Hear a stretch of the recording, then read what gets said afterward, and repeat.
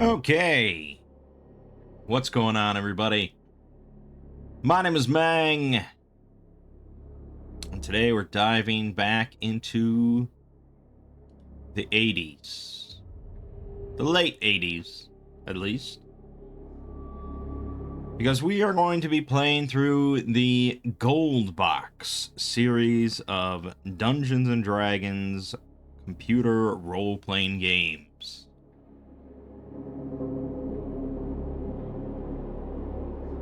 So, for those that are not aware, there were a lot of Dungeons and Dragons related video games. Throughout like late 80s and 90s, a lot of them. And, into the 2000s. I mean, really, there's just always been a lot of D&D video games ever since the start of video games, really. It's been a very popular setting and theme. Now they take a wide variety of forms. Many of them are turn-based RPGs, as you would expect. But there's real-time action RPGs, action adventures, strategy games, MMOs. There's even a fighting game, hack and slash games, so on and so forth. There's a flight simulator. But we're specifically going to be looking at the Gold Box series.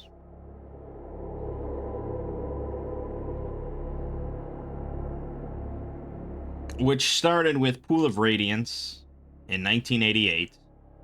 And they're called the Gold Box series because I guess they were all using the same engine, which became known as the Gold Box engine because the games were released with gold boxes, I suppose. But they're all turn-based RPGs. But unlike, say, the Might and Magic series or the Wizardry series, these games feature more of like grid-based combat. So these are more like tactics games, really. First-person perspective for like moving through dungeons and towns and stuff, but combat is basically a tactical grid. So that's going to be pretty interesting to experience. So on GOG or on Steam, you can get these games. On Steam specifically, which is what we're doing, you can get the Gold Box Collection, which has pretty much everything. And we're specifically going to be playing the games that the Gold Box Companion supports, which is a companion program run alongside DOSBox, much like Where Are We for the Might and Magic games and stuff like that. So this handles mapping for us. We don't have to take out grid paper to map out the dungeons and stuff. And it also has, an easy reference for like our character's stats and things like that. So really, really handy. I don't know if I'd be interested in playing without it. That's a bit too old school for me. And so there are a total of 9 games supported by the companion, as far as I understand.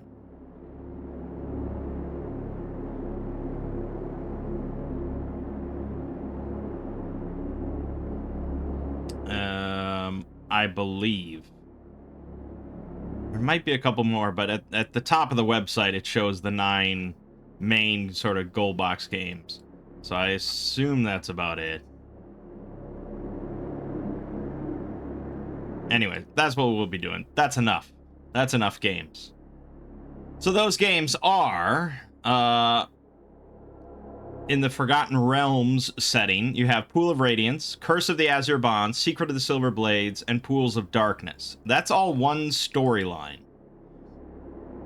And I believe that you can carry over characters across all 4 of those games in order to have one big epic adventure, which is insane, really. So those were released from 88 to 91. Then we also have Gateway to the Savage Frontier and Treasures of the Savage Frontier.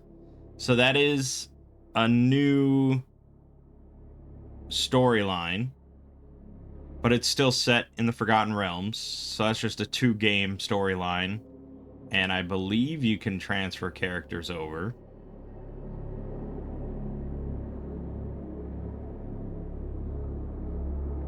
I'm pretty certain, but yeah, we'll see. So that's good. That's all Forgotten Realms. But then we're also going to be dipping into Dragonlance, the Dragonlance setting, which really kind of died off. No one talks about Dragonlance a whole lot anymore. But that has 3 games: Champions of Krynn, Death Knights of Krynn, and the Dark Queen of Krynn. So sort of a 3-game series there. And that was from 1990 to 92. So if we wanted to go in strict chronological order, I think we'd have to play a couple games out of, narrative order. We're going to stick with narrative order because it's close enough. And that's 9. That's 9 games. Am I going to play all the way through all 9? Maybe. It's possible. We'll see how much I like it. I'm not promising anything, I guess, but it would be cool. So let's get started with Pool of Radiance. And I did do a little light reading because, these games are kind of cryptic and there's a lot of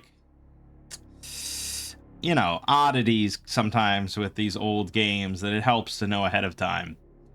And we are using the DOSBox companion. You won't be able to see that, but you'll have to live. You'll have to deal with that. And of course, there's not really any music, so I have just a atmospheric dark ambience playing in the background. Okay, so let's create our characters. We got a party of 6 characters. And we have choices for dwarf, elf, gnome, half-elf, halfling, human. Now, my inclination would be to make one of every race. Have one of each. This is a mistake. Don't do this. I think, like Might and Magic, they were not beholden to anything. They were not beholden to another system that they had to adapt and all of its oddities. So in that series, it's fine to make all sorts of different races, and to play as them. There's no real hiccups. Here, however, they're adapting Dungeons and Dragons 2nd edition, or no, not 1st edition. Actually, sorry, 1st edition. And there's oddities. And so the main thing is that anything that's not a human, meaning a demi-human, is restricted in how many levels they can get in a class. Humans can go all the way up. Non-humans restricted, except for, I think, thieves. I guess you can have a thief of any species. So, but outside of that, what people generally recommend then is basically 5 or 6 of your characters being human, and then maybe one being like a half elf, and that's pretty much it.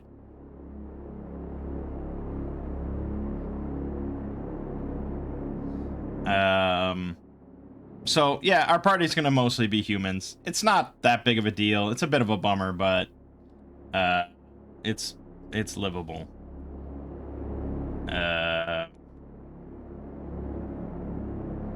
Okay, hold on.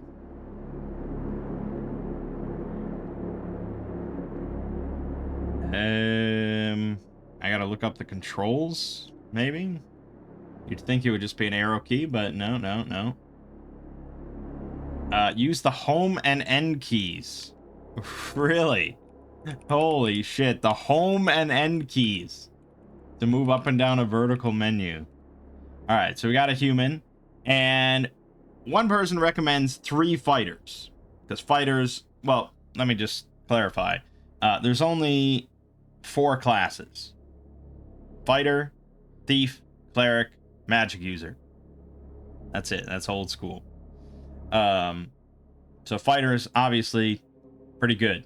They're the best at fighting, and that's kind of it. You know.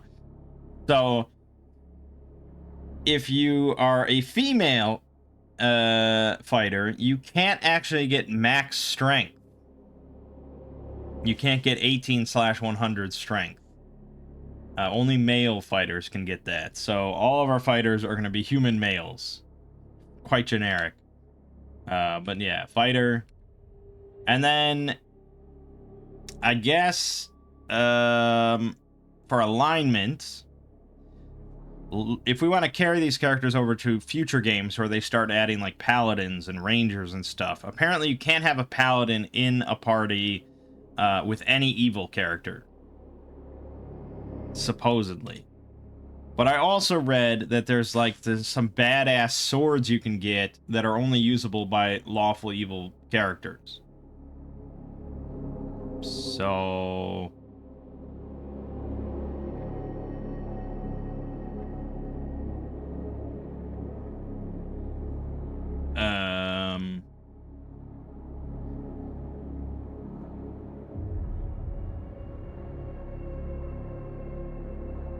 it probably is whatever. It's probably whatever. There is a character editor for Goldbox Companion, so we can actually go in and kind of futz with anything if we need to change stuff. But for now, I think let's just all be neutral good. I'm fine with that. Okay, so we actually got 1896 on our strength for our first character, and a 17 con. This seems like an amazing character.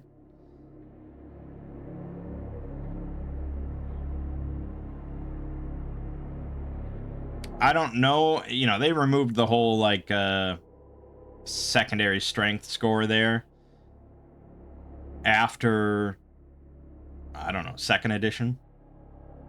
So I'm not overly familiar with it, but yeah, it caps out at 100. So I think 96 is pretty damn great. I think we're just going to keep this character,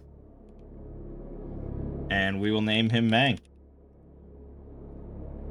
So you can then change his portrait. This is here, the 16-year-old. I like that. We'll keep that. And then you get to change his icon on the grid. You get to change his colors and stuff. So that's pretty cool. So we can change his sort of tunic color if we want to make it like gray. That's pretty cool. And then we can change his hair color to match his portrait. So we can make it okay, the white really blends in there. There you go. Perfect. 16-year-old. And then we can change his arm and leg color if we want. We're not going to do this for everybody, but it's kind of cool. I like that this is here. Okay, and we'll kind of go with black there. I like black. All right. Oh, and then you can also change like the secondary colors as well on his arms and legs and things. There you go. Ooh. Pretty slick. Sweet. Alright, I think that's good. This is okay. Alright, so that was the first guy. We're gonna make, and then another human fighter. All male. All day. All neutral good. Alright, so here you can see we've got way worse stats. 13 strength. And we want, you know, we want 18 strength with some sort of modifier. So we could go with 29. It's got lower con, higher dex. I don't know how important dex is in first edition D&D. I imagine it might influence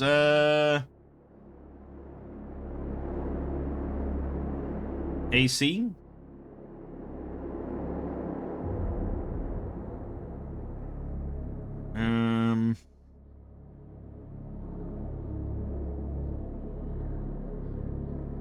I'd have to look in the manual.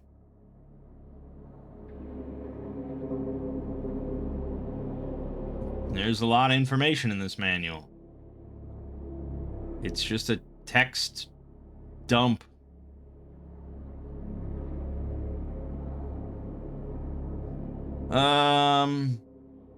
Boy. I mean, they mentioned dex, but it's just kind of like a descriptive of what dexterity is. It doesn't really tell me what it's good for. And then they got the spell list and blah, blah, blah. No, I guess they don't really talk about it.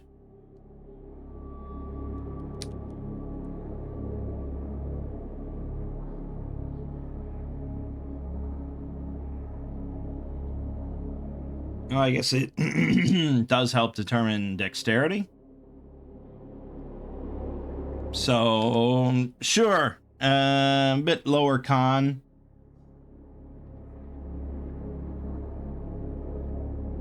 But you see, like, the other guy was Thaco of 18, damage 1d2 plus 5. So that secondary strength modifier is kind of a big deal. And I'd rather have higher con, so I guess we're going to keep rolling.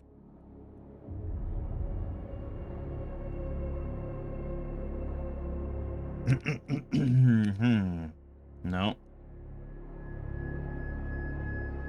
18 dex, 16 con.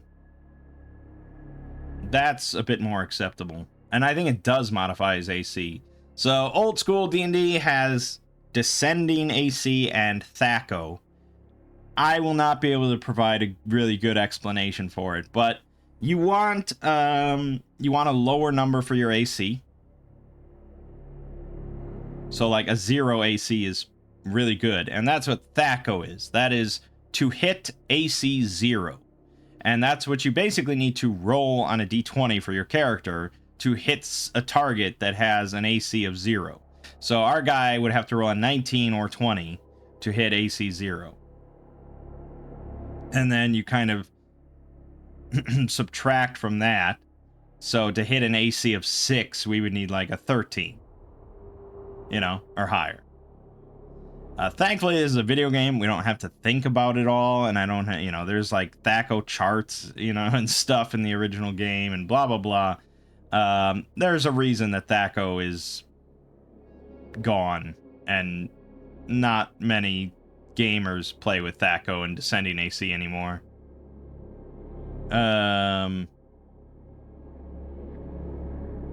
Yeah, so I think this is fine. And we will name him Gregory. And we will keep that head. And, oh boy, we'll go with that. Okay, and we're not going to fuck with anything else. This is acceptable. Third human fighter. Here we go. Male. Fighter. Neutral good. And we roll.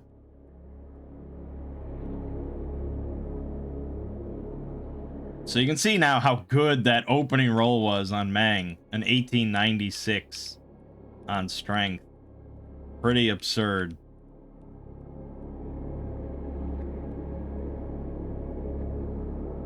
Strongest 16-year-old in the land.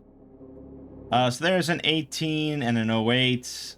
Decent con, decent dex. I mean, this would probably be acceptable. I don't think you'd really suffer too much by taking this. Yeah, we want to get to the game, so we'll just move on. We will name this guy Hiram. And we'll give him that head. And we'll give him that body. Good, good. Good, good. This is acceptable. Okay. So then we want a cleric, also human, but strength does not matter as much anymore, so we'll make her female. Apparently, you do want to have at least one female character going into the second game for reasons that were just left unsaid. So, cleric, also neutral good, I think. So for here, I believe our wisdom is going to be the most important. Yeah. So we want an 18 wisdom, and we won't really accept anything less. Only strength has that thing where it can go above 18 like that. Nothing else will.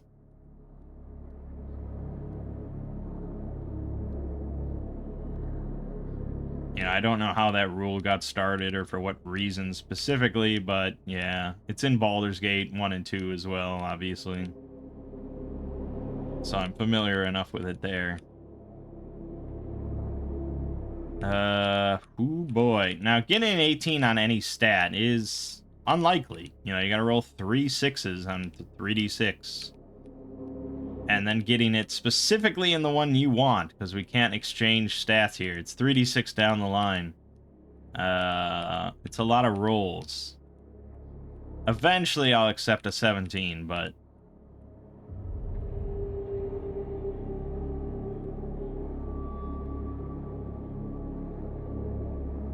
this is probably where you would just, like, character edit to give yourself the 18 and not think about it too much.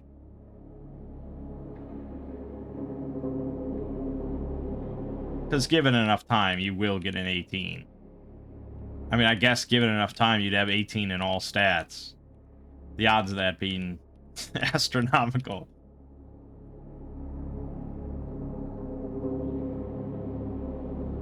Boy. Okay, at this point, we'll just take the next 17 we get.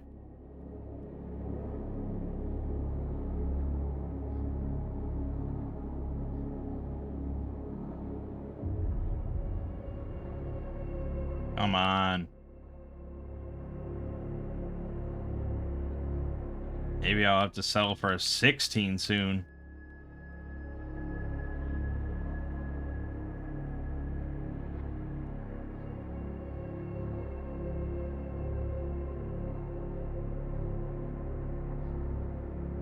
There, 17. Okay.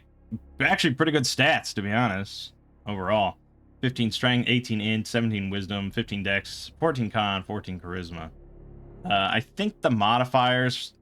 I don't know if the modifiers are different in first edition or just different in this game. It might be they're different in first edition compared to maybe what you're used to for like 5th edition. So I think you don't actually really get bonuses until you hit a 15.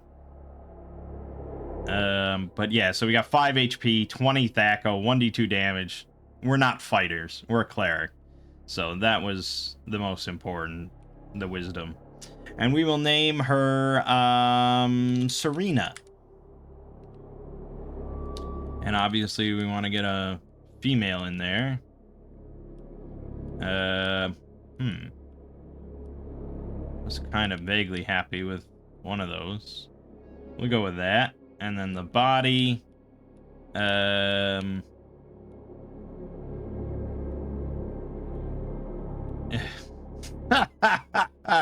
I gotta go with that. Come on. It's fantastic.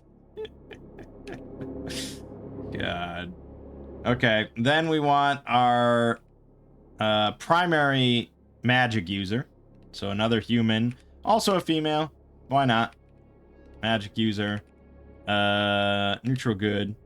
So now we want the 18 in, or 17 or 18 in wisdom, or intelligence, I'm sorry. Yeah, oh, should we just give up now? No, never. I'd rather die. No, I'm sure we'll give up eventually, though. But, like, I just got an 18 intelligence on my fucking cleric. So I'm determined.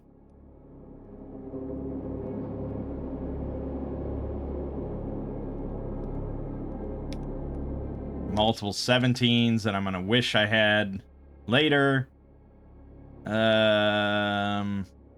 Fuck.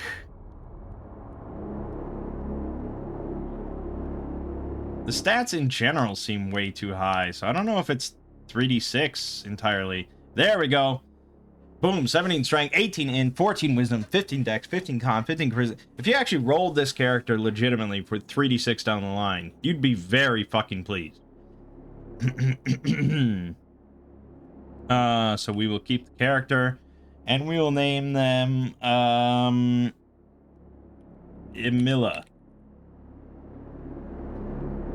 You know, fantasy names. What are you gonna do? And they're this, with this body. Looks kind of creepy, though. Actually, I like that other one that was, yeah, this. I think that's better. And we're gonna keep that. Okay, last character, then, is gonna be a half-elf. Female. And then, now we get access to multi-classing. So you can be a cleric slash fighter, cleric slash fighter slash magic user, cleric slash magic user, fighter slash magic user, fighter slash thief. Generally, you know, subpar options kind of, because you're going to be, again, like kind of level restricted, but the half elf is already level restricted.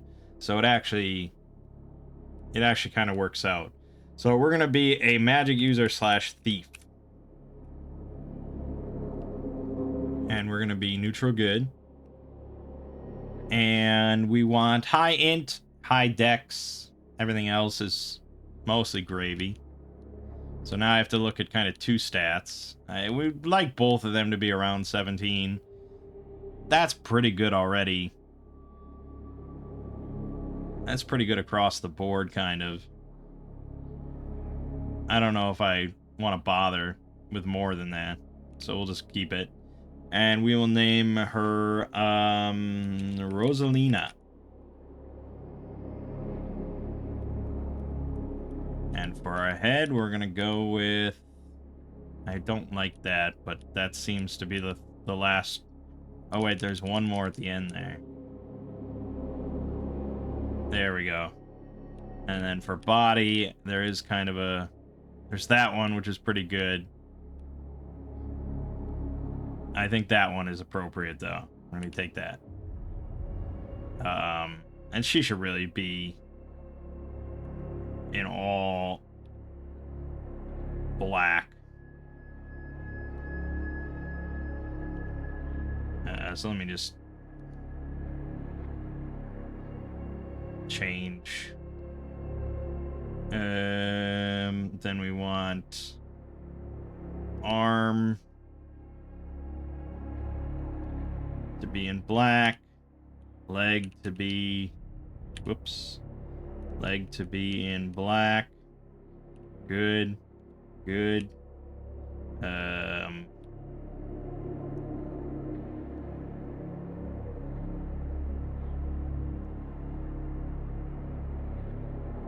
Good.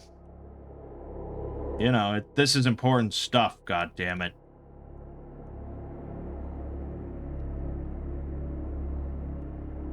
Good. And then leg also pure black. Good. Oh, you can change your skin color too. I mean, I guess she is a half elf, but it seems somewhat weird. It's a little goofy. I don't think I'd go for this. Okay.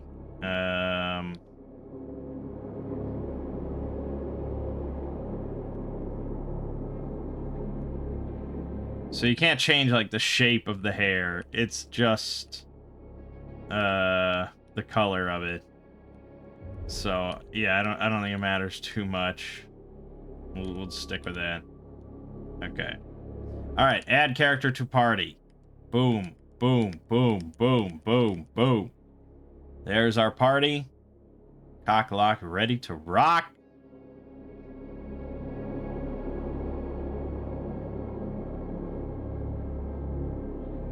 Is it descending AC?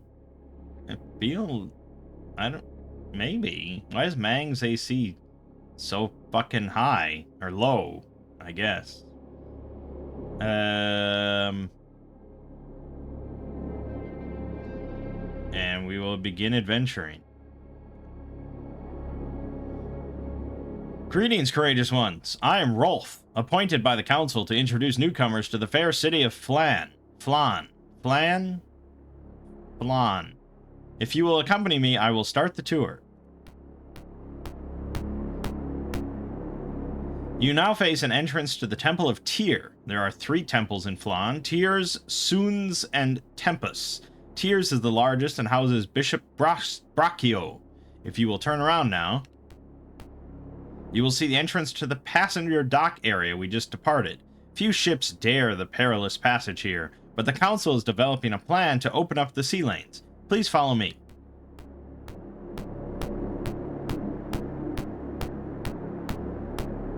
Behind these doors are the special training schools where adventurers increase their skills. Let us now go to the city's most important building.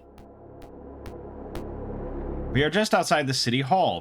Proclamations are posted on these walls. Inside, the city clerk awards the council's commissions. Commissions are the quickest way to fame and fortune. On your right is one of the entrances to Sun's temple. As with all Flan's temples, various clerical services are offered inside. On your left is an entrance to the city park. Beyond this gate are the monster-ridden areas of the old city. We are slowly preparing for settlement. The council offers a generous reward to those who clear areas of monsters. Our tour is ended. Again, let me urge you to apply to the city clerk for a commission. Goodbye and good fortune. You are on your own now. Okay, and here we are on our own. So, right, I got my companion, so it shows me all my characters, their health numbers, and I also have a map of the region, so I can see, you know, doors and walls and handy things like that. So I guess let's go in here. You enter the city hall. As you face down the hallway, you see a guarded door. You are outside the city hall. Okay. You are intercepted by the council guard. Halt, your presence is not authorized. Leave. Do you leave? Yes. At your entry, the council clerk begins looking through a stack of papers. Before I can offer any commissions, I must see if you are due a current reward. The clerk shuffles through her papers. On the matter of commission, she says, I can offer the following. The slums immediately to our west need to be cleared of monsters. So-called keep on Thorin Island must be cleared. The council is offering a reward for books, maps, tomes, etc., which provide useful information about Flan before the fall. The reward is tied to the value of the information. These are all the commissions currently available. Okay.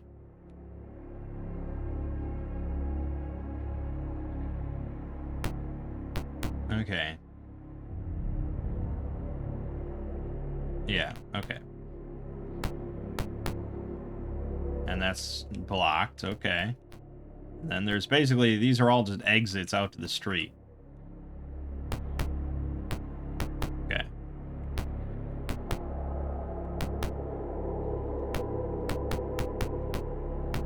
And then we... Okay, yeah, there's just kind of winding passageways. Very confusing, I can imagine, if you were not diligently mapping out on graph paper. The Priestess of Tempest bid you welcome. Priest of Tempest bid you welcome. Do you seek healing? No. Then you must leave. Okay. Okay, I can't just hang out and chat. Okay, so that's all the Temple of Tempest. It will cost you 1 platinum piece to rest here. Jesus! Then you must leave. The shop specializes in arms and armor. Can I show you our wares? Yes. Okay, and we'll have Mangg. Okay, we can view Mangg. We can buy stuff. Oh, look at all this. Look at all this. It's just crazy. Just, I mean, fucking bow staffs and fauchards and military forks, glaives, guisarmes, lucernes, the best weapon that's ever been created by mankind. Oh, there's also more. Oh God, is there more? Then you get into spears, scimitars, spedums, morning stars, maces, javelins, swords of every kind you can imagine, tridents, volges, longbows, composite longbows, short bows, slings, armor. Oh my God. Okay. So, what is Mangg equipped with?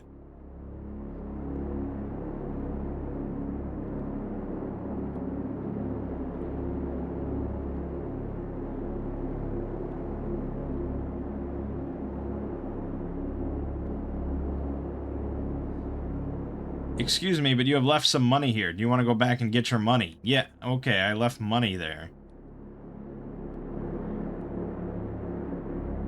Oh.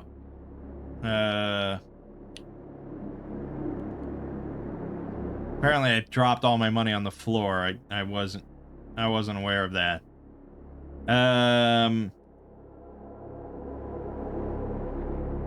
Yeah, so that's what I'm struggling on, is like just seeing what I have equipped.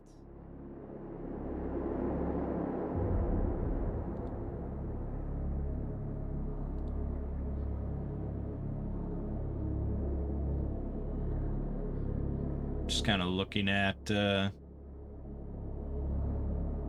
some of the options for the companion.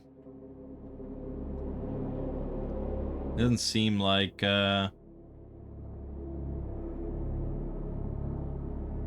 okay, maybe I have to consult the manual here, because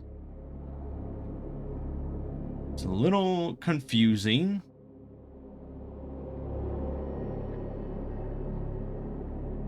I don't think I have anything. I think all my characters are unequipped, if I had to guess. So we should be buying stuff.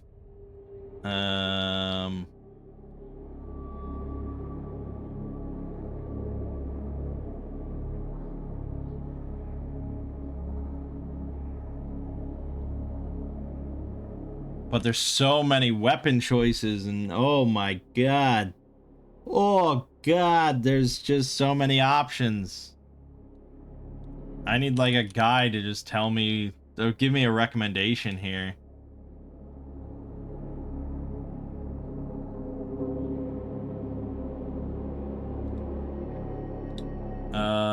Okay, so here's a big, massive walkthrough.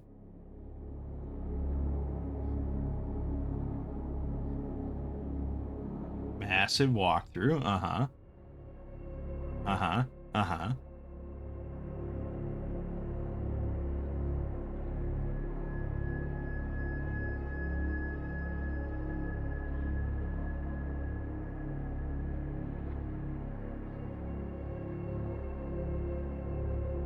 Don't forget to modify your character statistics before starting out.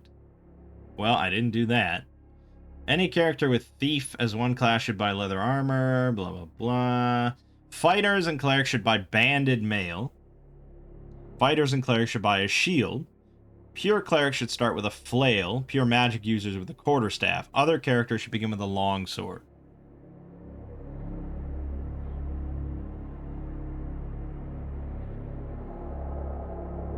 Okay.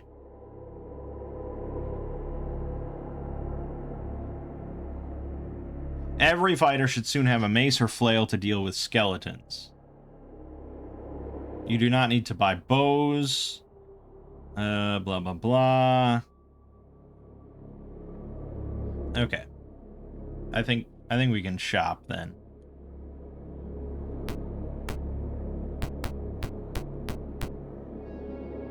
Yes. So Mangg will buy. He wants a longsword. For sure. So we're gonna buy a longsword. I guess we just did. Then he also wants banded mail for 90 and a shield. Okay, and now we're gonna exit. Hold on.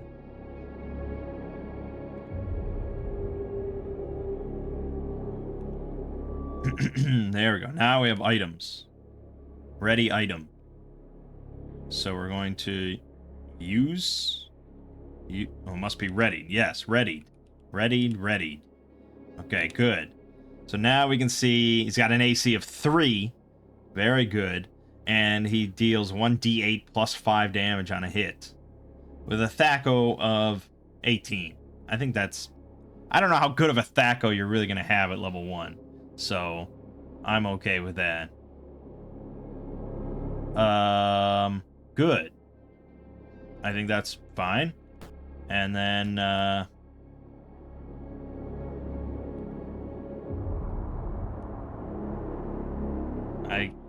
doesn't seem like...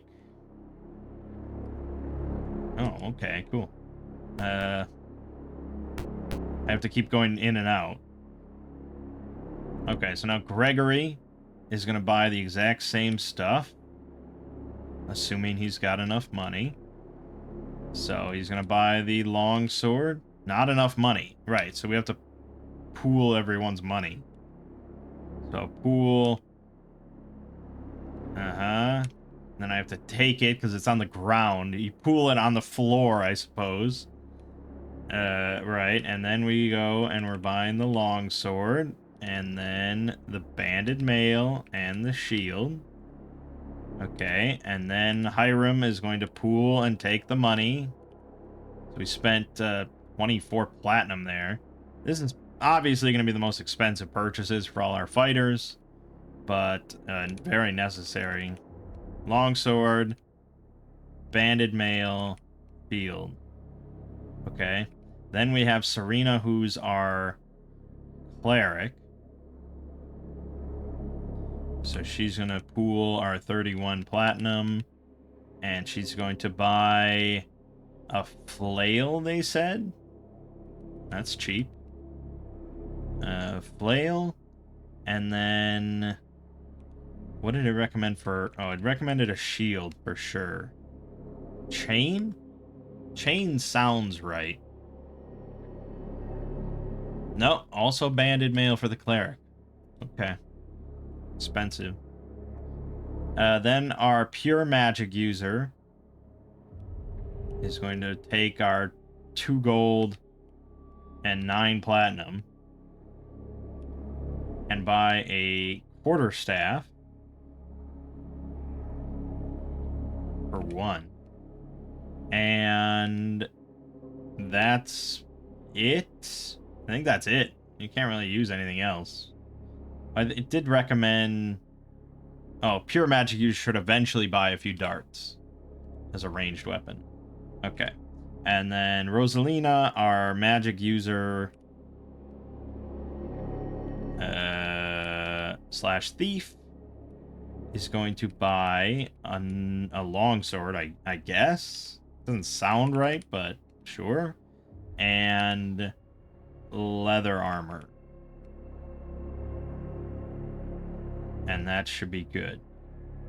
Okay, so now we have to go through and equip all that for everybody. Rosalina, ready. Good. Imola, ready that quarterstaff. That's all you get. Serena, ready the flail. Shield, banded mail. That portrait, it's too good. Hiram, longsword, banded mail, shield, and Gregory, longsword, banded mail, and shield. Okay, we are good. So Gregory actually has a -1 AC. He's our frontliner. Okay, good.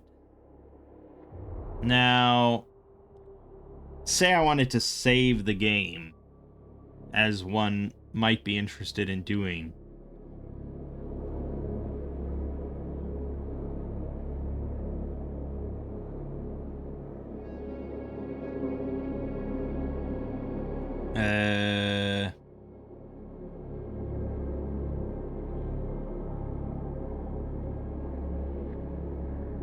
Hmm.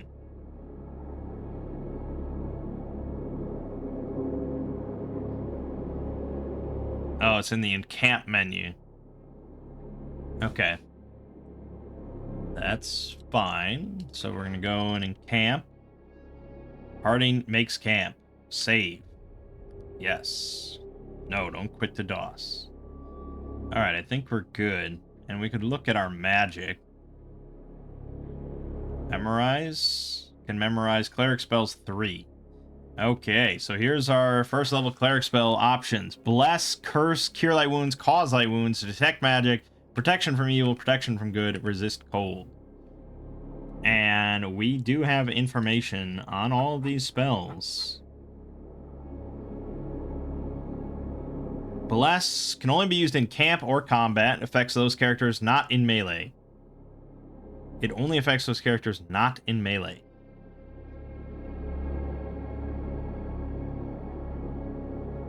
It gives a bonus of 1 to their THAC0 for 6 rounds and raises the morale of friendly NPCs by 1.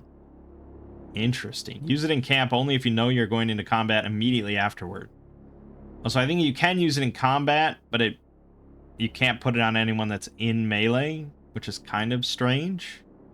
So you probably want to do it before... right before combat. Curse is the opposite of Bless. Reduces their THAC0 and morale by 1. Usable only in combat. Cure Light Wounds. You must be next to the target. Heals 1 to 8 points of damage. Cause Light Wounds. Again, adjacent target. Causes 1 to 8 points of damage. Detect Magic. Detects Magic. Protection from Evil. Adds 2 to the AC of the character against evil attackers. And +2 saving throws. Lasts for 3 rounds per level. Protection from good, same thing. Resist cold. Resists cold, as you can imagine. Alright, so I would say, based on my understanding, we probably want Bless. And Cure Light Wounds. And Cure Light Wounds. Yeah, that seems fine to me. Oops. Memorize these spells, yes. Okay. Then our pure magic user. We've got Detect Magic, Read Magic, Shield, and Sleep. And we get 1 spell per day. Old school. Sleep is almost always the right option. So we're going to grab Sleep. Yep. And then our magic user / thief does also get 1 spell. It's going to similarly be Sleep.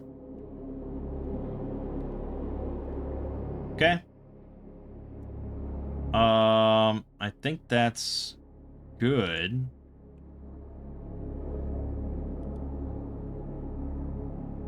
Yep. I think we might have to fucking... yeah, we might... I think we have to rest to get those spells. We don't start with anything. So I guess we'll rest.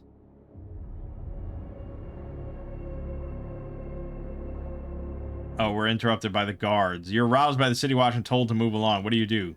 Go. Okay, so I don't think we got... yeah, we didn't get our spells. So we'd have to find the inn and spend a platinum. Does anyone want to gamble? Yeah. Game works like this. We spin this top. If the green side comes up, you get double your money back. If a blue side comes up, you get your money back. If a red side comes up, you lose. Okay. You have 5 platinum pieces. How many platinum pieces will you wager? House limit is 1,000. Fuck it, let's do... no, we want to rest. So 4. It's blue. You win! Will you go again? No. Okay. That's another temple. That's still another temple. It's actually a fairly big town, all things considered. Notices for teachers and students are posted on the walls. A note directs magic users and clerics to go north, fighters and rogues to go east. Room is filled with dueling pairs. The arena master asks if you wish to duel. The duels are events evenly matched and normally not to the death. Do you duel? Yes. Who will duel? Gregory. A battle begins. Okay, so here's our introduction to combat. So again, you can picture the grid, sort of. Turn-based, all that good stuff. We can move, we can aim, we can use, we can quick, we can done. So quick is going to be like auto combat. Aim.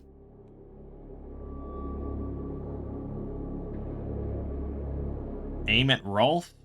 We're fighting Rolf. I don't think that did anything. Target. Okay, now I think I swung at him. Is that the correct? Let me check the manual again for correct combat proceedings here. Okay, so quick, yeah, it's auto combat. That's fine.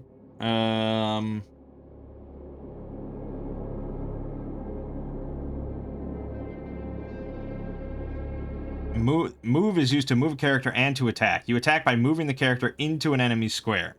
You can even attack party members, but the computer gives you a chance to abort such an attack. Well, thank God for that. If you disengage an enemy, he gets a free attack at your back, as do others you move by. And some characters may have multiple attacks in one turn.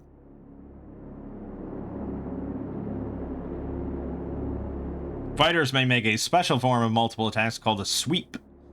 May attack several weak targets with a single blow each. Okay. Then you can aim. Which I imagine is, yeah, that's for ranged weapons. You can use items, and you can cast spells, and that's pretty much all you need to know. So we're going to move. Okay. So that text flips by very quickly. I believe there is a way to change that.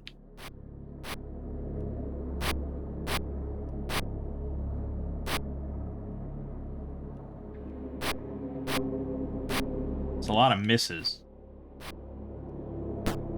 5 points of damage.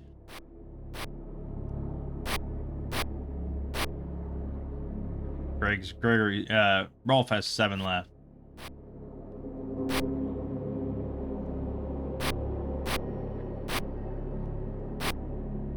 Thrilling. I think we'll just turn on quick. And we'll play this out. Boom. 5 more damage. You're fucked, Rolf. You can't hit me.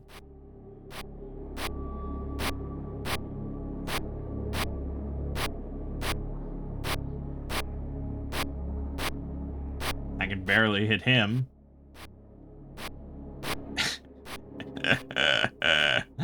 Oh, God.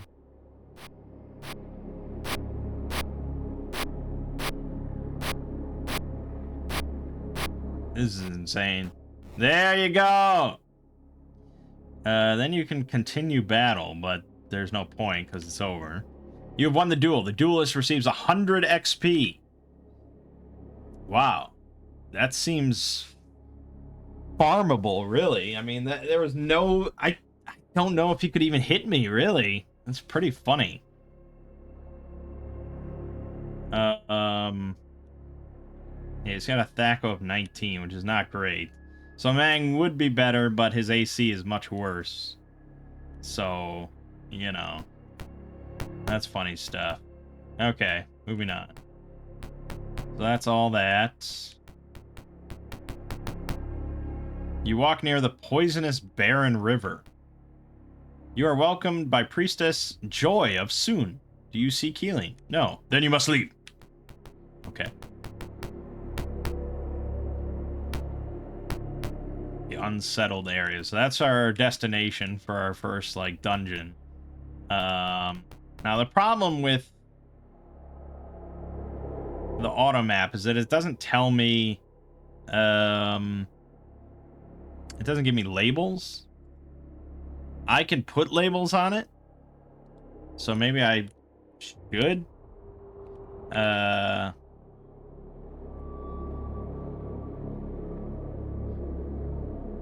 I can put 3 letters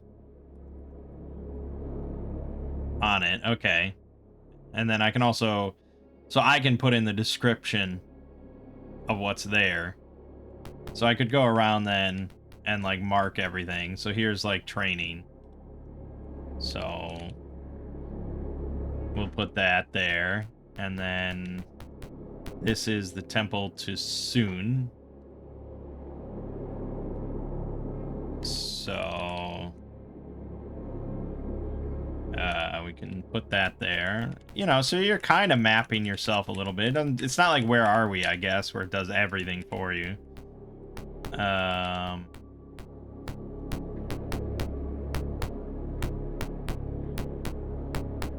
This is Tempest.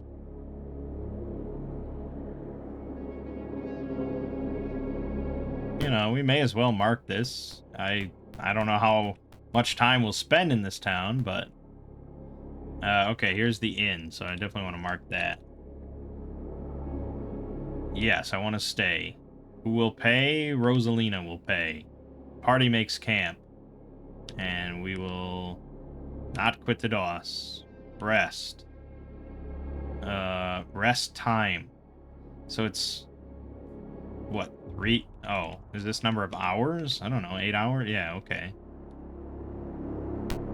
Done. And now we should have no spells memorized. What? Do I have to do that? No. Stop it. No spells memorized. Okay. Well, wait, what?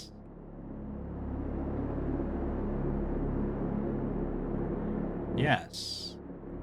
No spells memorized. How the fuck do you memorize spells then? You asked me and I said yes. That was the end of the agreement.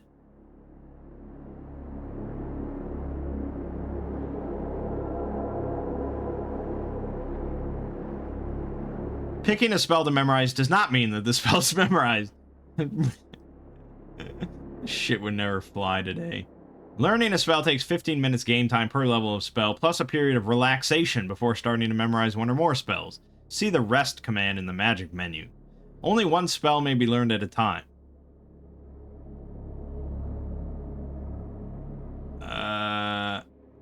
Okay. See the rest command.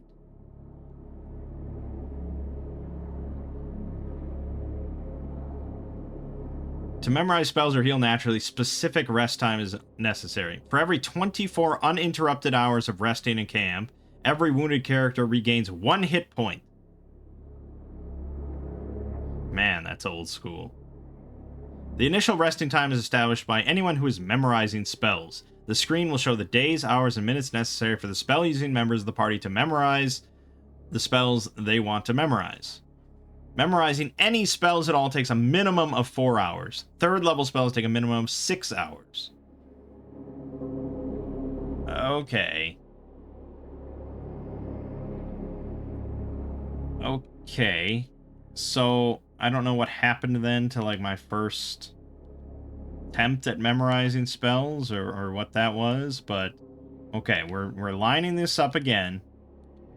Memorizing spells.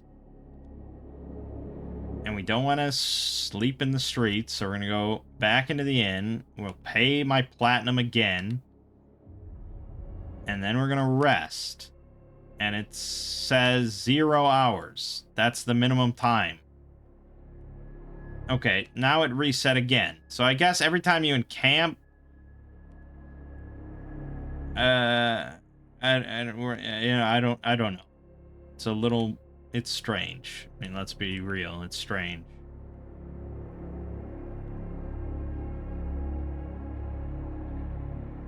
Okay. Exit. Yes. Now we go to rest. 4 hours and 45 minutes. Do it. Now, boom, memorized. Done. We'll save. Not quit to DOS. Okay, so we're good there. I guess we sorted it. This is the main... No, I don't want to break in. Okay, it is the middle of the night. I'm pretty sure this is the main shopkeeper. But there's a lot of them. Look at how many shops there are. What the fuck? This is all shops. Bishop is not receiving visitors at this time. What do? Leave. Force your way past. No, we'll leave. Okay, let's just go to the slum, alright? We want to do something exciting.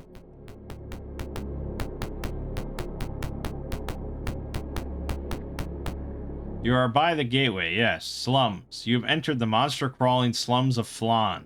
Small, ugly things scurry from beneath your feet. In the distance, an alarm sounds.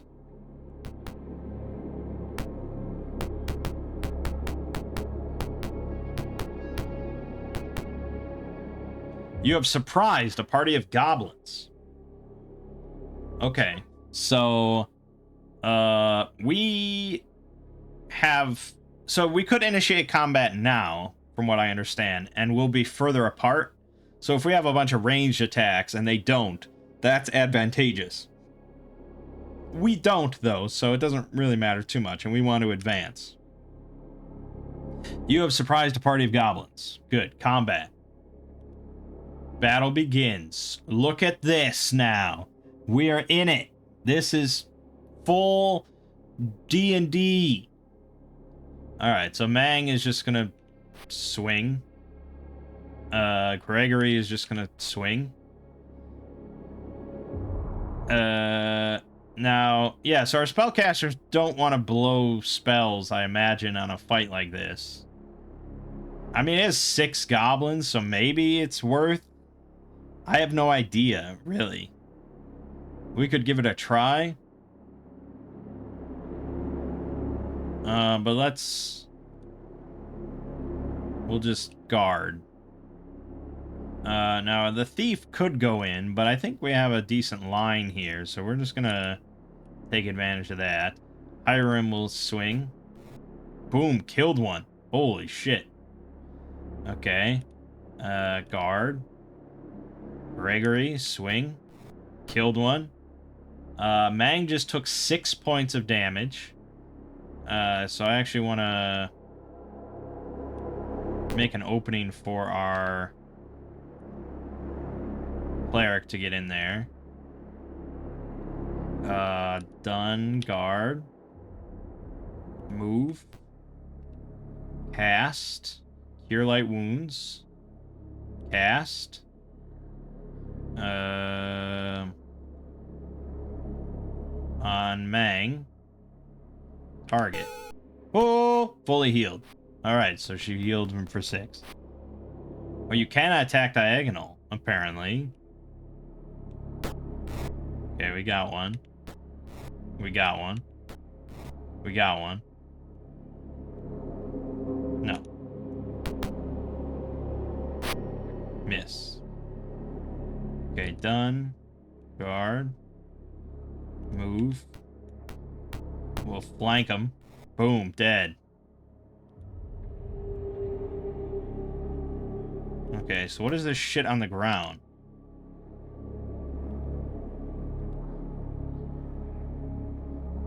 I don't... Yeah, nothing. I don't think. I don't know what it is. Continue battle. No.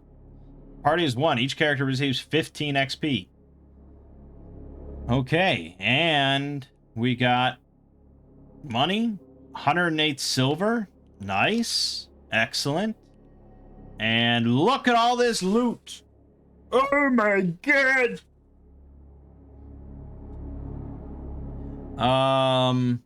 That's a lot of shit. Should I take it? Should I take it all? overloaded. Okay, because it all went to Mangg. So now Mangg is loaded with studded leather armor and bullshit. His encumbrance is 2,093. That's probably bad, right? I imagine that's bad. I mean, where would I find encumbrance listed?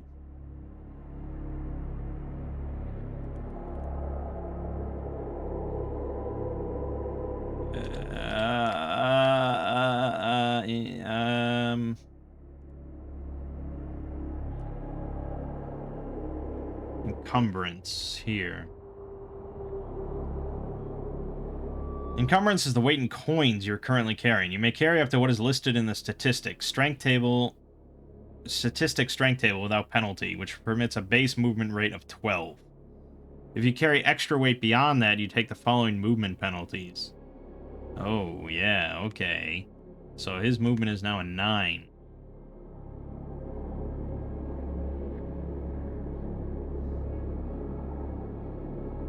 Your actual base movement is the maximum of the above and whatever your body armor allows. Right, his banded. Okay. Encumbrance does not affect your combat ability other than restricting movement. Ah. Okay. So, fine. I guess. We're good. Now, if I encamp and then save, that doesn't take any time. So we're good.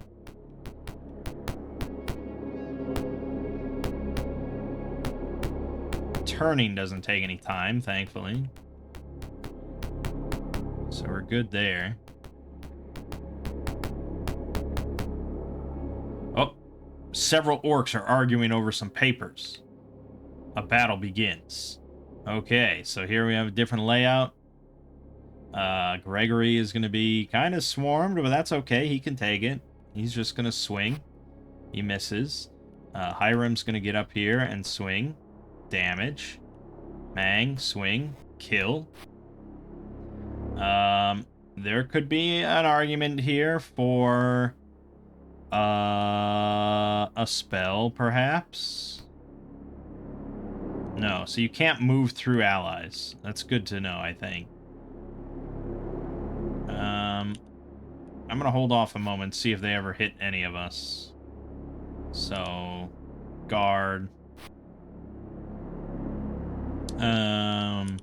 Guard. Swing. Kill. 11 damage. 11 damage. Kill. Dude, we're mopping up. I'm just gonna go quick. Oh, look at that. He did move diagonally. Quick. Quick. Dead. 77 XP for everybody for that easy fight. Oh my god. We'll have Mangg take 96 silver. Or Gregory take it. And then a clerical scroll with 2 spells. Really? I guess Serena will take that. Okay, so how do scrolls work? There's so many things to learn.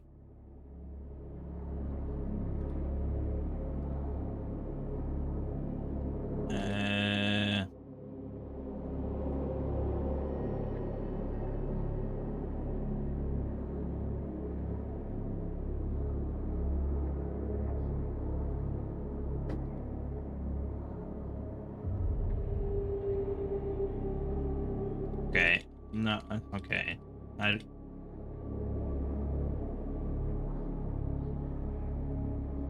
So you can... A wizard can learn spells from a scroll. That's fine. There's a lot to this game. Man, oh man. These old school RPGs are just so fascinating to me. Clerical spells include Restoration, which in this game may only be cast from scrolls. This will restore lost levels to a character that has been drained by level draining undead. Okay. Magic user spells may be permanently learned from the scroll, which consumes the scroll. Spellcasting from a scroll is instantaneous and have an effective spell level of whichever is higher of either 6 or the minimum class level needed to cast the spell plus 1. So in Pool of Radiance, it will always be 6. Okay. So I think I should have auto-identify, actually, on... Thanks to Goldbox Companion. I think? Maybe not. Should I ready it? Your hands are full. Okay, right.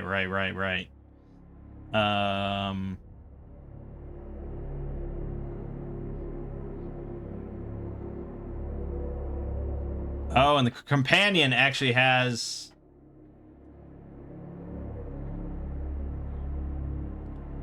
a button. Oh, interesting. Companion has a button here to store your currently memorized spells, and then a button to restore memorized spells. So you don't have to go through those menus every time, thanks to the Companion. That helps a lot. I do have auto-identification on, but I don't know if that counts for scrolls. Possibly not. You know. Doesn't seem like it.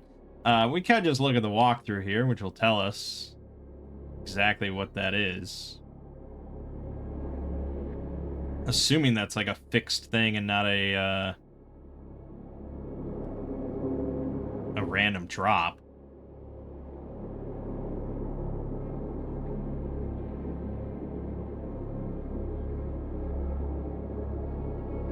Okay, it says... You need to fight many combats to clear the slums. There's no way around fighting 15 random combats. All but one set combat are easy to win with the help of sleep spells, cast in the midst of clumps of monsters. Be sure to collect the treasure at locations 5, 12, and 16 as well. The Ogre Troll combat in the southwest can be tackled with low-levels characters, but it's often worth skipping until you've gained XP elsewhere. Okay.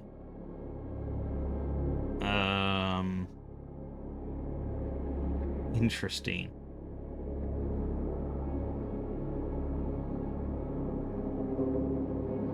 So yeah, you can parlay with monsters, depending on your person's charisma.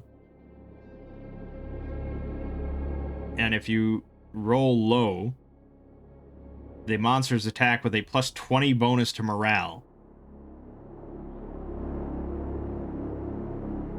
Other options include them just attacking, or you can pay them off.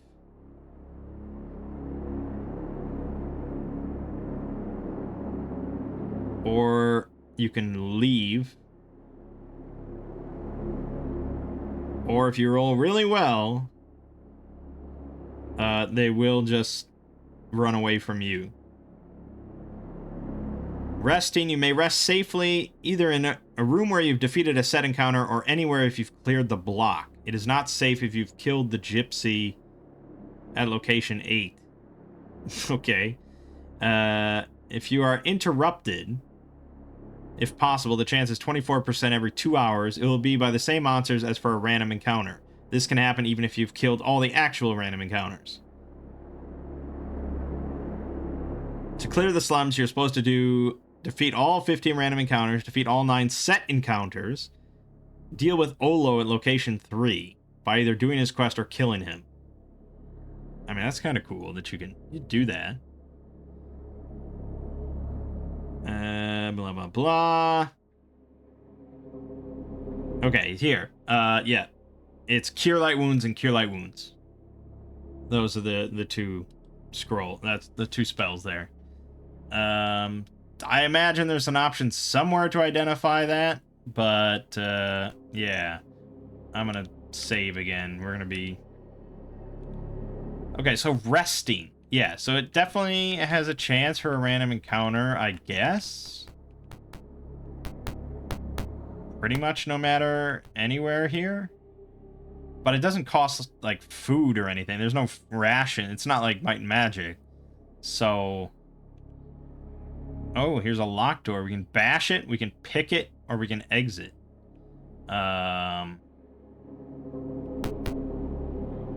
Okay, a healthy-looking goblin is instructing a group of young warriors. He smiles and says, I see our opponents have arrived. A battle begins. Holy shit. Okay, that is a lot.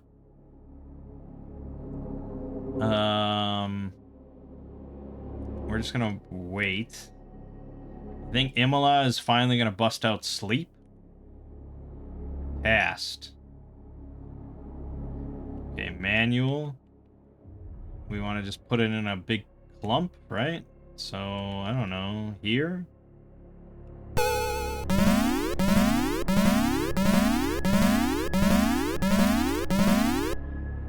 Okay, you live and learn. You definitely live and learn. Now we know that that was bad.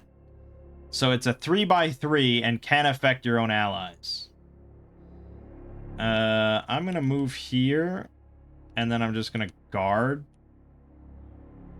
And then Gregory is gonna move up and start clearing.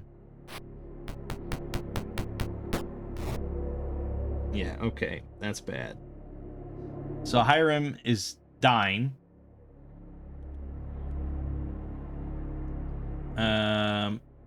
So we need to move here. Cast Cure Light Wounds. And then target him. Okay, he's unconscious, but he's not dying. So that's about all we can hope for. I still don't want to send my fucking wizard in. My magic user. So, you know, he served his purpose, I guess.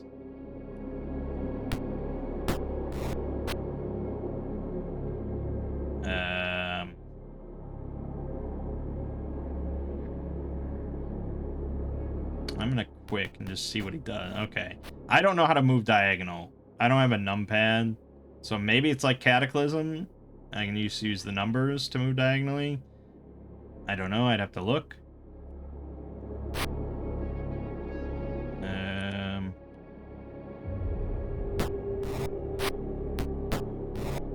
Oh, so here he's quick now for the rest of the he's auto combat for the rest of it.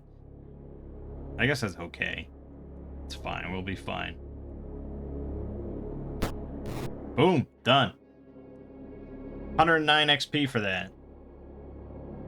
Okay. Excellent. We got 168 silver.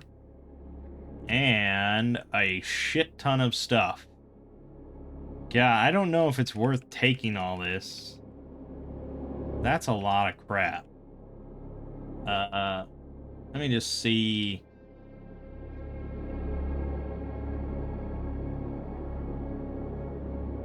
Should I be looting stuff?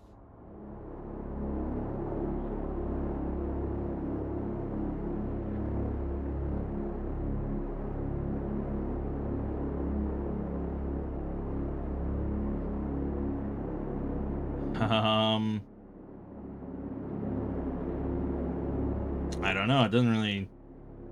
I'm sure someone talks about this somewhere, but...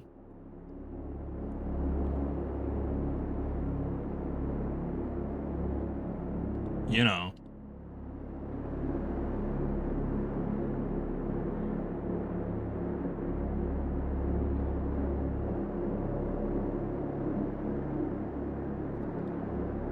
Yeah.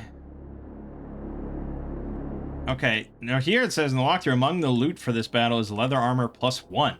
So I think that's this. We should take this. Okay, we'll take that. Leather armor +1 sounds hot. And then I think we're good. There is still treasure left. Do I want to go back and claim their treasure? No. Maybe that's dumb. Maybe that's stupid. I don't know. I don't know. But let me view Gregory. He wants to trade probably with Rosalina, who can use the leather armor. Select type of coin. Maybe don't trade. Oh, there it is. Leather armor +1. So that was auto-identified, I believe, thanks to the companion. So here we trade with Rosalina, and then that's done. Okay. And now we're going to go to Rosalina, item, Ready that. Done. AC of 5 now. I mean, it's not amazing or anything, but it's not terrible. Okay, sweet. So we're all back. Gregory is back and fine. He regained consciousness, so that's good.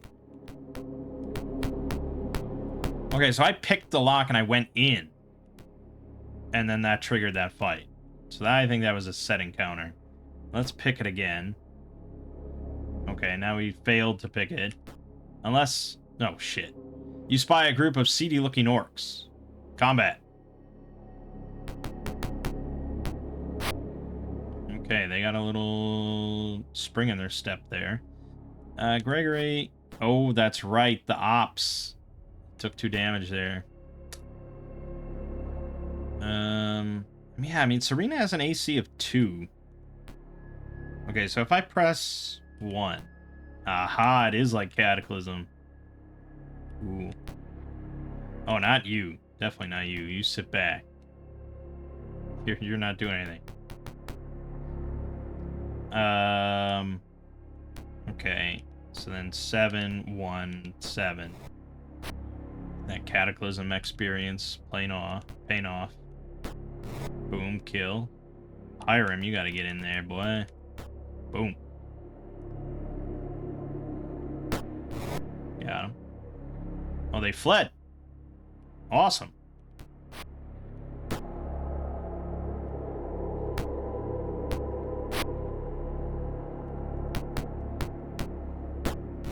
Yeah.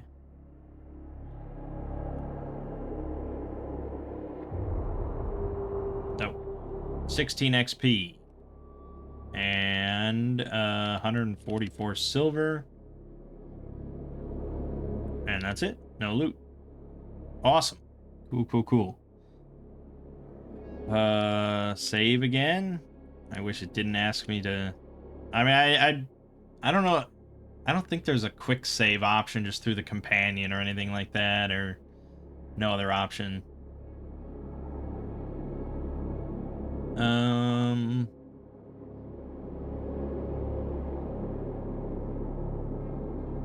Yeah, I don't see... Okay. Yeah, the companion's not super extensive, but it definitely helps for the mapping, if nothing else. Alright, we bashed our way in. Bash our way in. The room is dirty and has a strong and unpleasant odor. Great. You have entered a very unclean stable. There is evidence that a large and untidy animal had lived here. Uh-oh. You spy a group of seedy-looking kobolds. Advance. Combat. I mean, I could try to parlay. I don't know any of my charisma stats because that wasn't important. But we will slaughter. I could probably just do quick. But we are missing. I'm gonna swoop around back.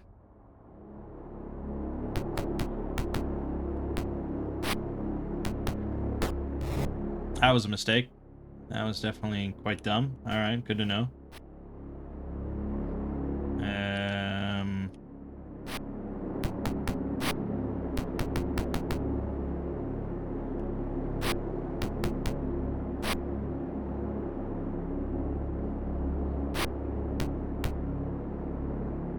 Okay, so items.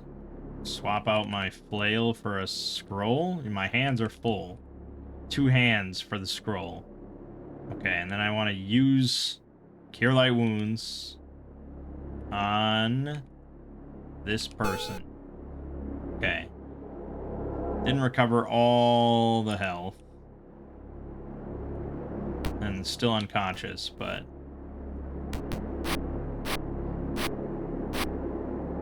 Wow, that was a lot of ops for no reason. Oh no, I think that was their turn.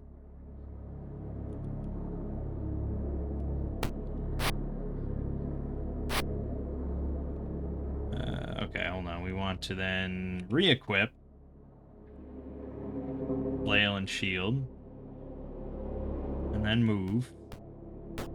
Kill. Alright, Gregory is around half health now. But I think we got this. Done. Nope. 9 XP. Not really worth it. Alright. 96 copper is essentially nothing. No loot. So on and so forth. And another fight. You've surprised a party of orcs. Let's get in there then. Oh yeah, we're right up in them. Kill. Yeah, I just don't feel comfortable throwing my magic user with a quarterstaff in there with an AC of 9. That just seems like a good way to die. Rosalina also only has 2 hit points right now, so we will just hold off. But we will get Serena in there.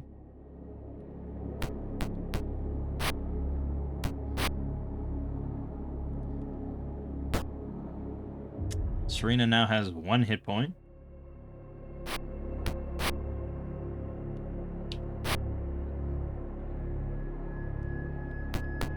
Alright, we gotta kill. We gotta kill. Get in there and kill. Serena's down. That's bad. That's quite bad because she's our cleric.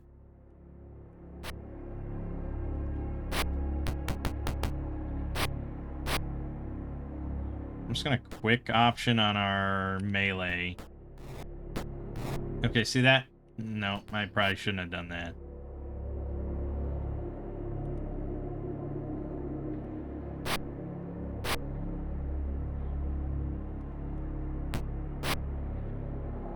Okay, they fled. 24 XP. Okay, so now they're not dying because the combat ended. I don't know what the timer is for dying. It probably says it in this manual somewhere. Somewhere in combat, probably. Dying.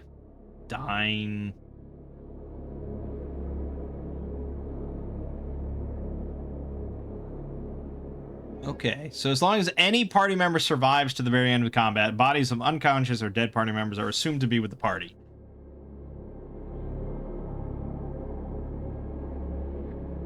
If the party flees from combat, all unconscious and dead party members are permanently lost. Holy shit. That's wild. It makes sense, I guess. What do you expect, right? It doesn't say there what dying timer is.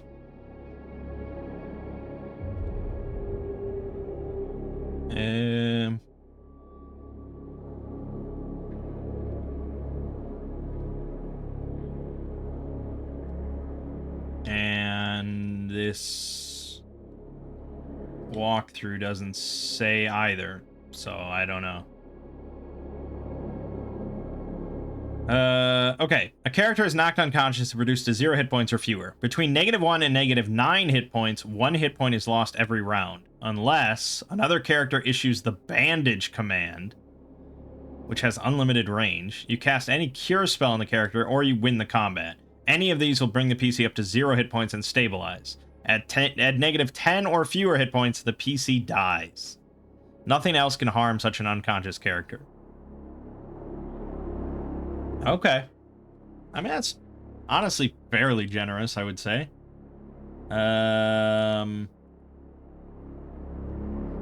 Take the money, exit, and now I think we probably want to try to rest. I'm in a shitty location here, actually. Yep. You are being approached by some angry orcs. Flee. Okay, that brought us back here to, I guess, a safe room. So we can encamp here. And we're going to save, I suppose, and then rest.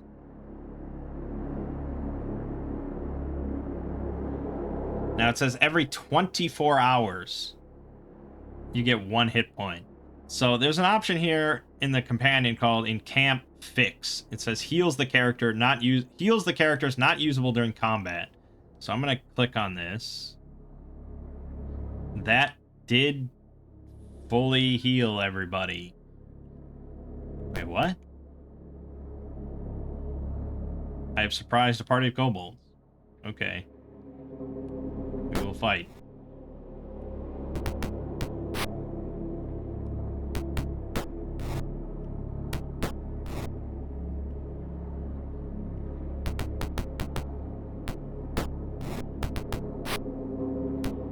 That surprise is pretty fucking potent.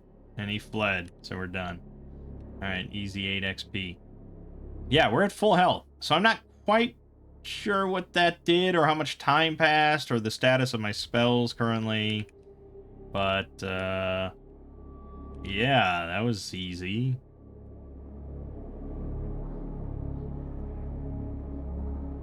Now, damn it, now I pooled all my money on the ground.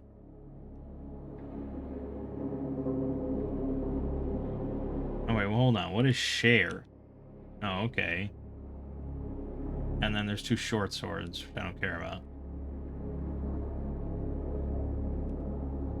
Right, I don't care about. Okay, so let's see. Look at my spells. So she still has Bless available. And she, okay, so didn't touch my spells at all. Now, if I click Restore Spells from the companion, that brought back Sleep. And that brought back 1 Cure Light Wounds, because I only had 1 when I clicked Store Spells. So that's on me. But if we go here, we go to Magic for Serena, Memorize. We want to add Cure Light Wounds. Exit. Memorize these spells. And then now to do that, we'll take another 4 hours of sitting here. But I mean, what's... Oh, we surprised them? We were resting. What the hell?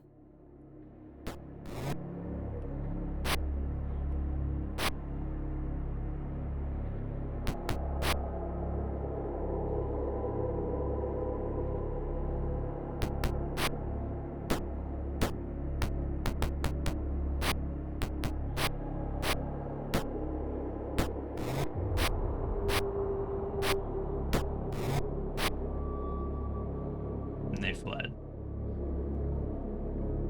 Okay, a little bit more XP. 144 silver, that's nice. Okay. Now again, I'm gonna click fucking Encamp Fix. We all went back to full health. I don't even know if any time passed. What the hell is that?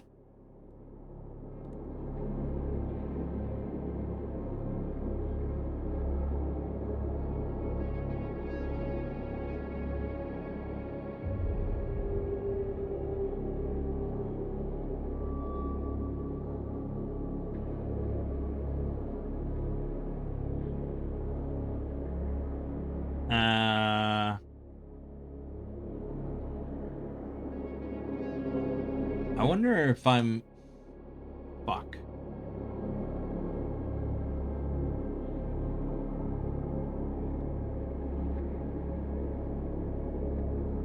It's hard to say. I can apparently change the font of the game. Oh, look at that. Do we prefer that? It is far more legible, I'll give it that. I guess it's kind of okay. Interesting.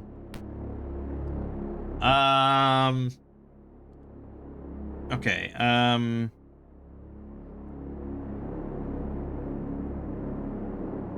so I'd have to complete that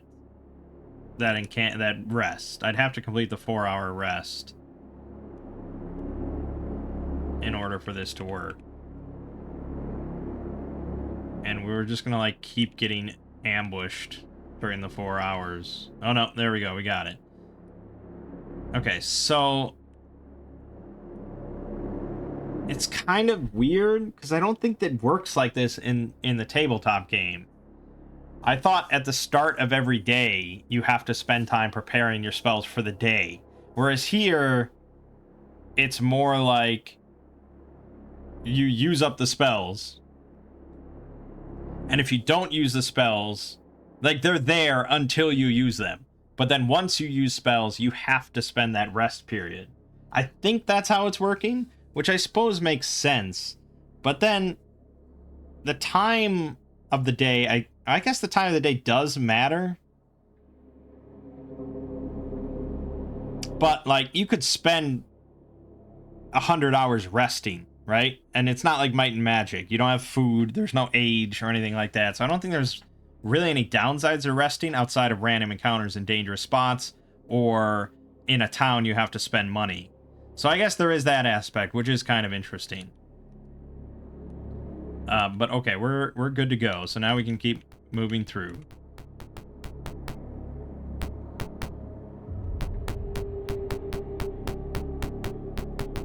I mean, I guess you kind of want to map out the whole spot. You don't see enemies on the screen.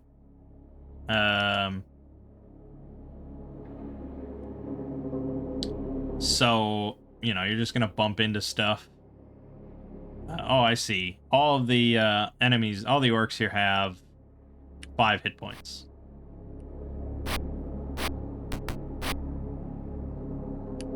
See that now in my combat screen.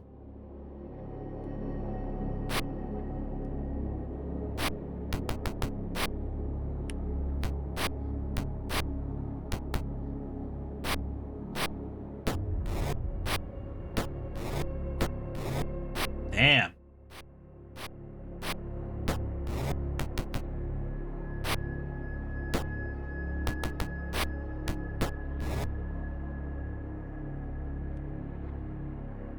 Okay, 19 XP, 144 silver, and now Serena is unconscious again. So if we wanted to bring her back, because it's our fucking cleric every time, and I keep throwing her into battle. What do you expect? We're gonna have to. I don't know. This encamp fix button that just brings you back to full at no time and no risk of random encounters. That seems like a cheat button. I don't know if you want to call it encamp fix. You should call it cheat to full health. That doesn't seem right that I'm using that. I gotta be honest.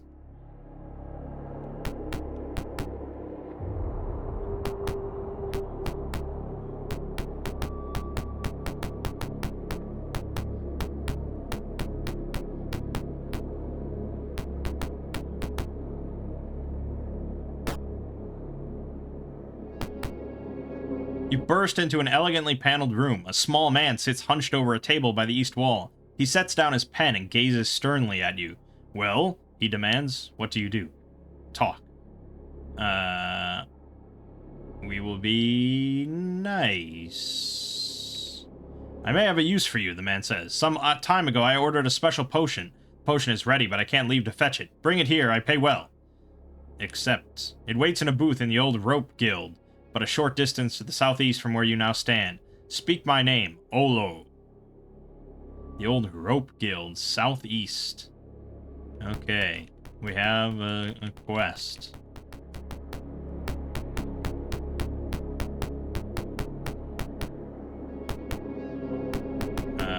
Okay, we basically cleared out the eastern section.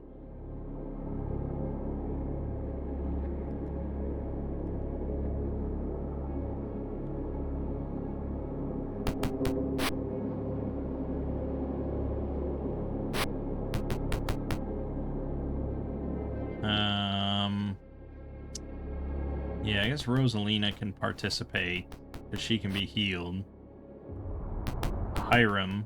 What are you doing, Hiram? What the fuck? But Serena, I really don't want to send in there if I can help it.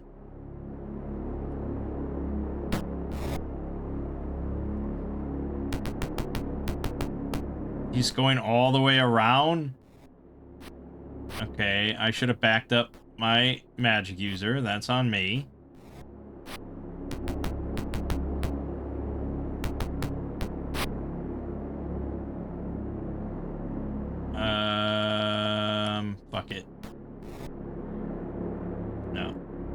19 XP.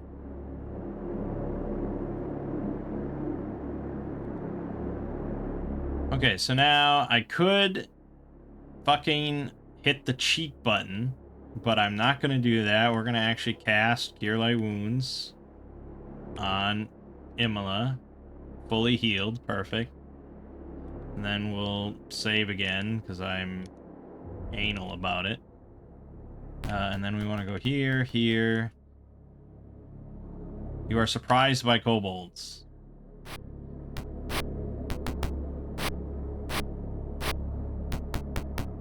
That's acceptable, I think. So these each have 3 health. Little weenies.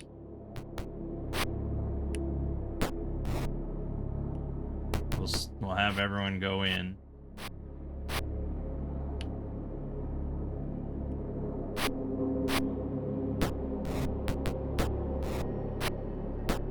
Nice. Nice. Awesome. Easy peasy. 8 more XP.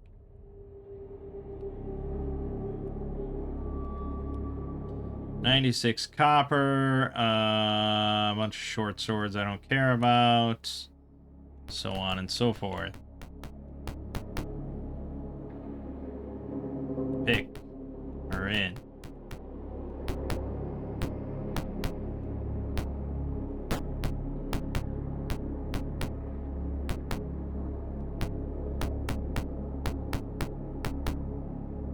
You've surprised a party of orcs. Let's kill them.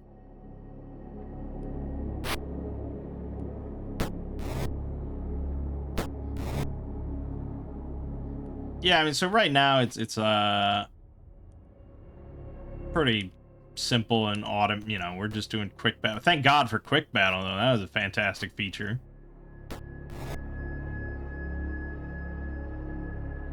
But I'm sure there's going to be some tougher fights we have to think about a bit more.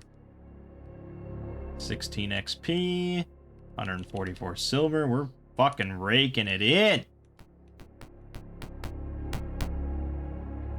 You've surprised a party of goblins. Ooh, goblins. Okay. Well, they're crammed in there.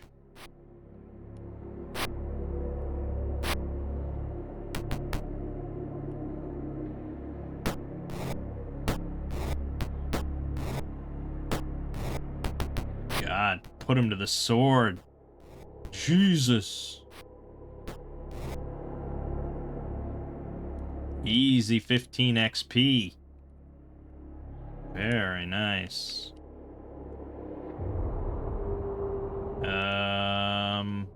Bunch of shit. Bunch of shit. Alright, good, good. And then we will save, of course. You are just north of the entry to the old Rope Guild. You've entered the mysterious building that was once the Rope Guild. Most who venture into its twisty halls never return. Okay.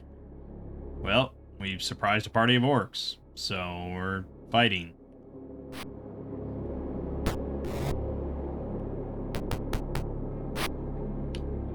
I don't know if I would have picked that position. Should we sleep? I feel like this might be a sleep opportunity. We're gonna sleep. Seems like a lot of orcs. Right there. Fall asleep, fall asleep, fall asleep, fall asleep, fall asleep. Easy money.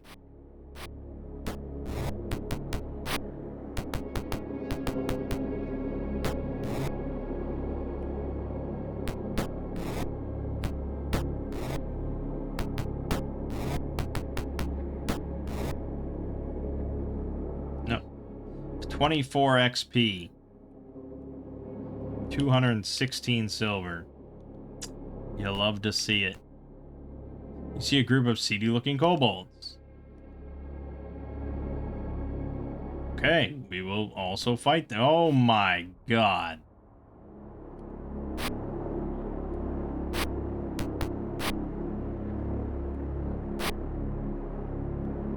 We're gonna cast sleep. Right here. Sleep, sleep, sleep, sleep, Sleep. Sleep. Not sleep.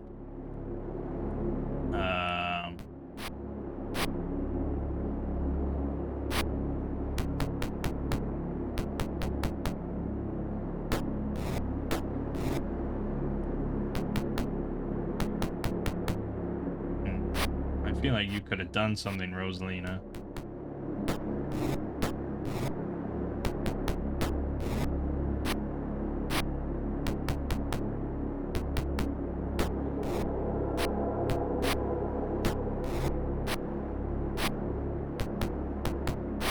No, that was not a smart move. What are you doing?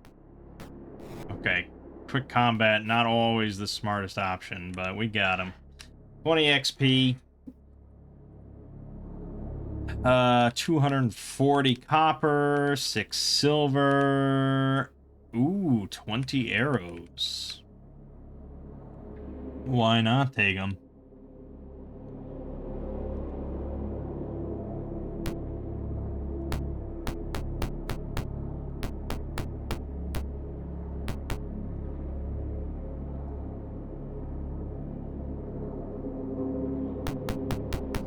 Okay, another big brawl, and this time we don't have a sleep available, so...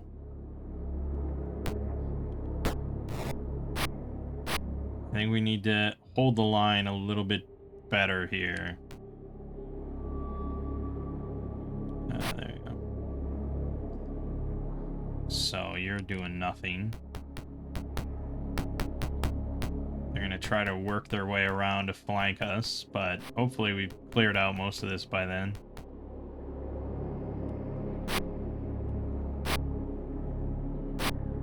Fuck.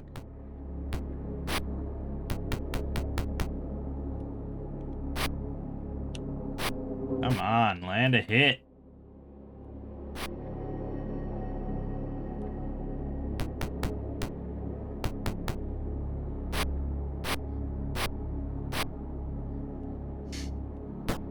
Nice, got one. Nice, got another one. Okay, Hiram's dead. So there's that. That's pretty bad. Serena can go here and cast Cure Light Wounds. And then it... oh.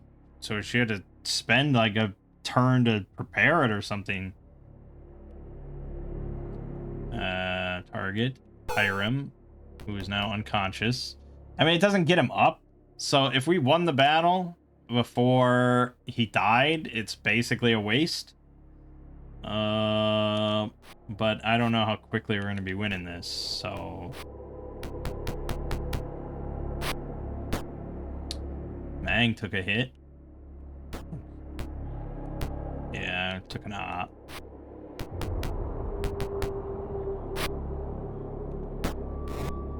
Kill. Kill, kill, kill. Gregory will get in there. Good, kill. Oh, they're starting to flee.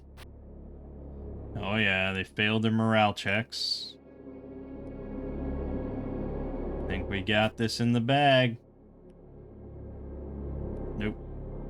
24 XP. 240 copper, 6 silver. 20 more arrows. Oh, and some short bows. Now you're speaking my language. Okay, I don't know who can all use it, but I imagine Rosalina for sure can use a short bow and some 20 arrows. It'd be nice if the magic user can. I've never played, you know, AD&D. I've played some OSR stuff, but I don't think I haven't really played much OSE or like, you know, direct clones of AD&D or BX D&D. So I don't know the specifics of who can use what and if anything changed for this game. So we'll see. I think it said though the magic user should get darts. The walkthrough said. So probably can't use this. I'd have to go back to the walkthrough and look at what they suggested. It's a big fucking game, man. Oh man.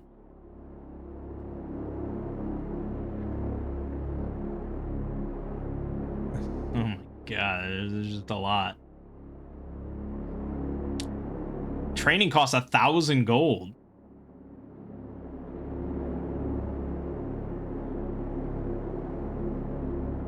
Crazy. Also, you can hire NPCs. Pure magic users should eventually buy a few darts. Yeah, okay, so maybe then basically everyone but Imola can use bows. So maybe I should send that short bow over to Serena.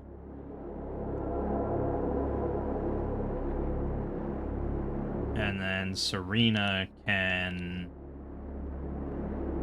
equip.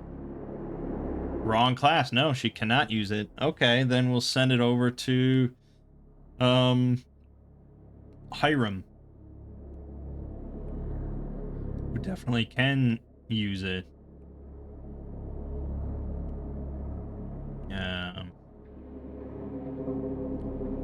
Okay, and then we go to Rosalina. Items. Short. Wrong class. She can't use it either? Fuck, no one can use bows except fighters. Fuck.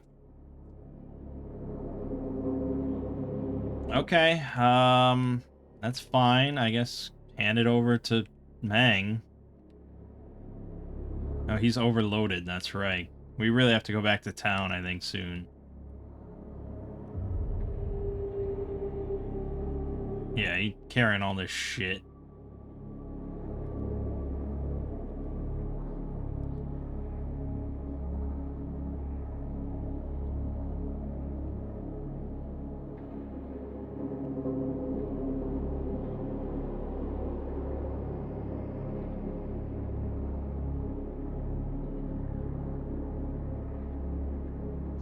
Okay.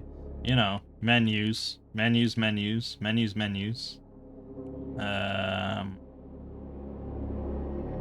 So let me just see. I just want to see. There you go. Equipped.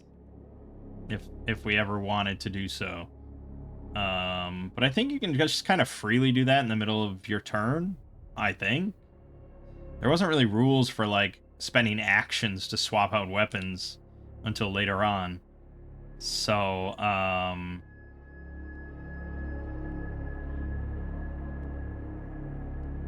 think that's fine.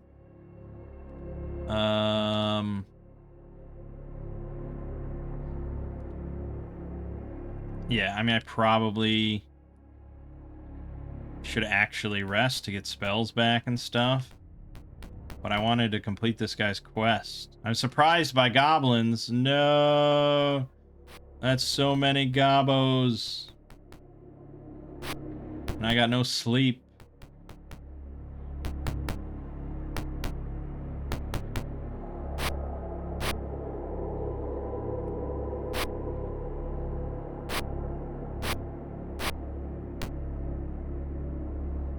Yeah, I mean, we gotta do everything we can to kill. That's a lot of goblins, man. And it's all D20 rolls, you know, anything could happen.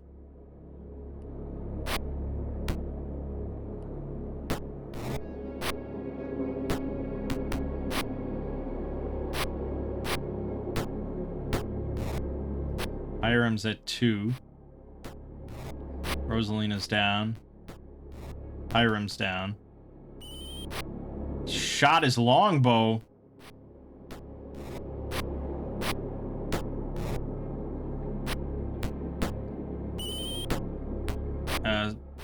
So Rosalina's exactly at 0. Hiram is dying.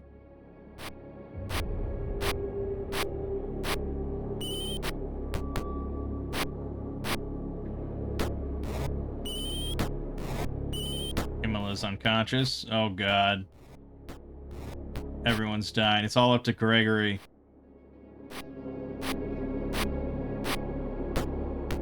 That's 7. You gotta land some hits, dude.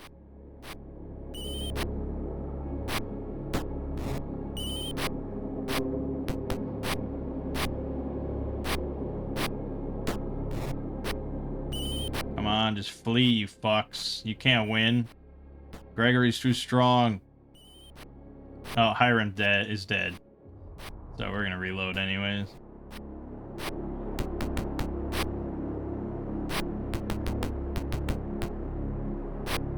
What a piece of shit. They're actually running just so we lose all my characters. What the fuck?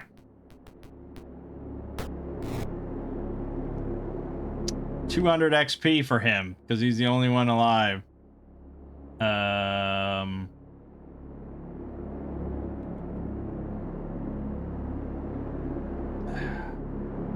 Doesn't matter, I'm reloading, but it's 240 silver for that fight.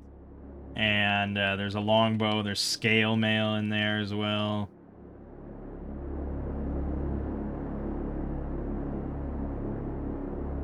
Yeah, I mean, it's a nice thought. Man, that's a lot of loot. Holy shit. Well, unfortunately, we don't get to use it. So I think I would just close out of the game, really. But I think I gotta end it there. That was a pretty long video. Yeah, so far, really interesting. Quite a bit different from Might and Magic, for sure. A lot more tactical than Might and Magic's just kind of spam, you know, the F button or whatever it is for fight over and over for every battle. Magic is extremely useful. Like, ridiculously useful. It's just, we have very little. But eventually, your spellcasters are going to be your most powerful. And they'll be able to cast quite a bit every day, ideally. So it's a big game. I wonder what how long to beat says for this game. 26 hours for the main story. So I don't think I'm going to be able to... I don't think I'm going to do that all on camera. So this might be one of those where I just kind of periodically check back in. But I do want to keep playing. I am very excited to keep progressing and leveling up. It's that RPG kind of itch, you know, where you want to keep getting more powerful. So I like that a lot. Yeah, it's primitive. It's confusing. It's, you know, it's certainly not anything that I would recommend to anyone in the mainstream of RPGs or anything like that. And I think even compared to, say, the first Might and Magic, it's cryptic. It's a little hard to get into. Which is interesting because Might and Magic 1 came out in 86, you know, and this is 88, so this is 2 years later, but it's obviously a lot more ambitious with the combat and the tactical combat. So yeah, I'm gonna definitely keep playing. I don't know when I'll check back in, but I will, and we'll keep going. The purpose of this is not to provide full Let's Plays of all 9 games, because that's ridiculous. The purpose of this, like all my other stuff, is to just kind of show the whole series. I think probably with this specifically, we're not going to see a lot of progression in, like, the engine of the game or anything like that, because they all use the same engine, you know. So it is more... I think this is more just a me personal thing of just kind of experiencing these games, and I just don't feel up to recording, you know, 140 videos for the whole Gold Box series. But yeah, pretty cool stuff. For now, though, my name is Mangg. Game watching has been Pool of Radiance, and I'll see you fine folks in the next part.